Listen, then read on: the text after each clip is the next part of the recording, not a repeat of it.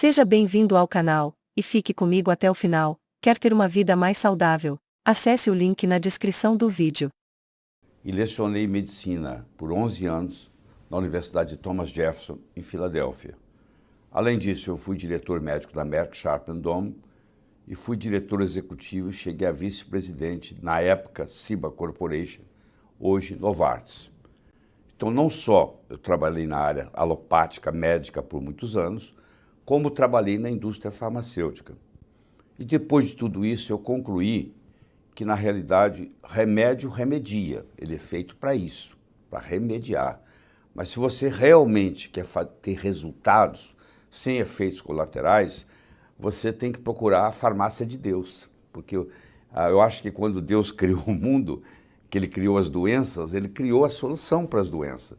Elas estão aí, estão espalhadas, porque o corpo é muito inteligente.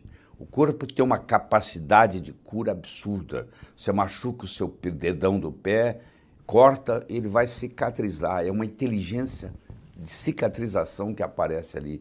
A gente só ajuda.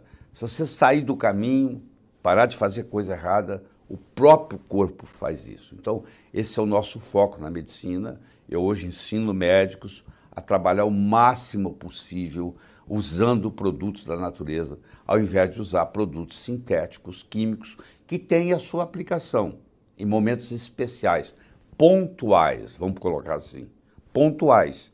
Porque, no geral, o remédio ele vai provocar um efeito colateral, ele vai exigir um outro remédio, que vai provocar outro efeito colateral, e assim por diante. Infelizmente, o paciente termina numa polifarmácia. Você pega um indivíduo com 65 anos de idade, tomando 5, 6, 7 medicamentos, e um começa a interferir com o outro. Ele já até esqueceu qual a doença que ele tinha, porque agora ele está cuidando dos efeitos. Nós estamos tão intoxicados pelo seguinte: nos últimos 20 mil anos, os geneticistas afirmam que não houve grandes mudanças no nosso DNA, no nosso genoma, mas mudou-se muito o nosso estilo de vida. Antigamente, vamos pôr 5 mil anos atrás, para exagerar, o problema era a infecção, não tinha poluição, não tinha revolução industrial ainda, então não havia poluição. O genoma foi feito, levou muito tempo para aprender a combater os vírus, as bactérias, os fungos. Então nós estamos preparados para isso, para combater infecções. Mas o nosso genoma, o nosso DNA, ele não foi feito para brigar com poluição. Isso não fazia parte do mundo da gente. Então, de repente, o mundo vem todo poluído, mais de 80 mil substâncias químicas novas desde a Segunda Guerra Mundial no mercado. Todo produto seu que você tem na sua casa tem uma série de substâncias químicas e o nosso corpo não está preparado para isso. Por isso que a intoxicação causa tanto dano. E é uma coisa silenciosa, ninguém sabe, ninguém vê, ninguém sente. Para você fazer uma desintoxicação do seu corpo, que ela faz 60% pelo fígado e 20% pelos rins, esses são os principais, você passa por um processo, como se diz, de 3 fases. A primeira fase chama biotransformação, também chamada de bioativação. A segunda fase chama de conjugação e a terceira fase chama de eliminação. Na fase 1, predominam as enzimas que nós chamamos de oxidase. Você depende de vitaminas do complexo B, você depende de magnésio, você depende de selênio, você depende de zinco, você depende de glutationa. Então, eu preciso nutrir para desintoxicar. Se você toma um paracetamol, né, um Tilenol da vida, e você acha, isso não é nada. Só que o paracetamol interfere nessas fases. E eu tenho que ter uma sincronização das 3 fases. Eu não posso acelerar uma fase e não acelerar a outra. Porque se eu acelero um e não acelero a outra, eu vou acumular produtos que podem ser tóxicos. Então, você para fazer a sincronização delas. Então, por exemplo, a terceira fase, que é a eliminação, existe aqui um fator de transcrição chamado NRF2. Esquece o nome. Esse fator é ativado, por exemplo, pela cúrcuma.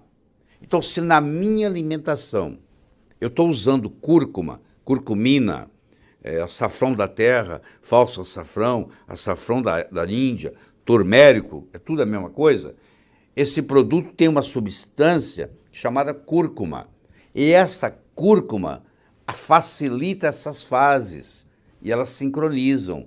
Então, se na minha alimentação eu coloco em cima da comida curcumina, que eu compro ali no supermercado, isso não vende na farmácia, eu vou acelerar essas fases. Mesmo que eu viva num ambiente tóxico, eu agora tenho um jeito de estimular essas 3 fases, para elas poderem funcionar certo e não acumular veneno. Então, se você vai na Índia, por exemplo, você sabe que lá tem um condimento chamado curry.